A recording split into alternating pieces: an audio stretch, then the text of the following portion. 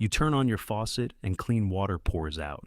You don't think about it, but close to 1 billion people on this planet can't say the same.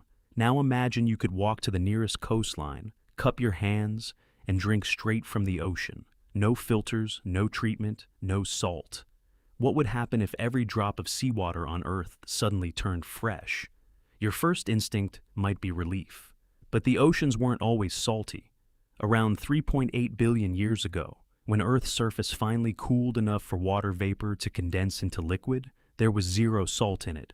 The earliest oceans on this planet were completely fresh. That didn't last. Every time it rains, carbon dioxide from the atmosphere dissolves into the falling water. That makes rain slightly acidic. When it hits the ground, it slowly breaks apart rocks, loosening tiny particles of salt and minerals. That runoff trickles into streams, flows into rivers, and eventually empties into the ocean. Layer on the minerals spewing from hydrothermal vents and underwater volcanoes. And keep in mind that this cycle has been repeating for nearly 4 billion years. The result is almost hard to picture. If you gathered all the salt currently dissolved in the ocean and spread it evenly across every continent, it would form a layer roughly 40 stories high. That salt isn't just sitting there by accident, it's holding everything together. If the oceans lost their salt overnight, the first casualties would be marine life. There are over 200,000 known species living in salt water, and potentially 2 million more we haven't even identified yet. Their biology is designed to handle salt. Saltwater fish drink the ocean constantly and push out excess salt through specialized cells in their gills. Take that salt away, and their internal chemistry collapses.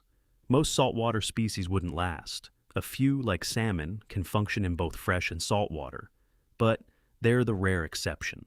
And here's where it turns worse.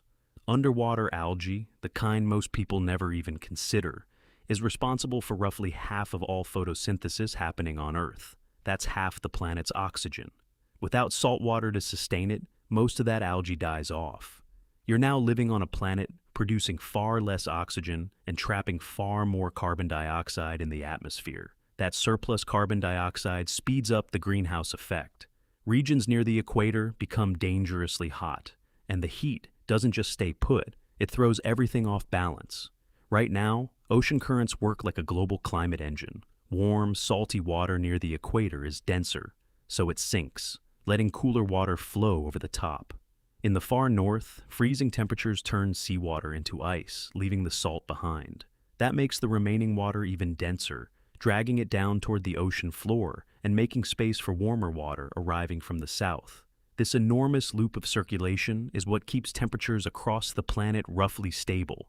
Without salt, that engine stops. The equator bakes. The poles freeze harder than before. Hurricanes near the tropics grow more frequent and far more violent. Weather patterns you've relied on your entire life would become unrecognizable within years. You wouldn't have long to witness any of it.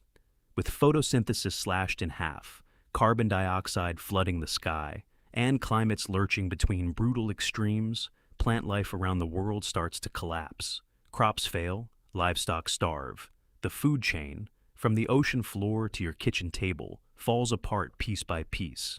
You'd either freeze, overheat, starve, or find yourself caught in a storm unlike anything in recorded history. The salt in the ocean isn't some leftover accident of geology. It's the invisible architecture holding your climate, your food, your oxygen, and your life in place. You just never had to think about it because it was always there.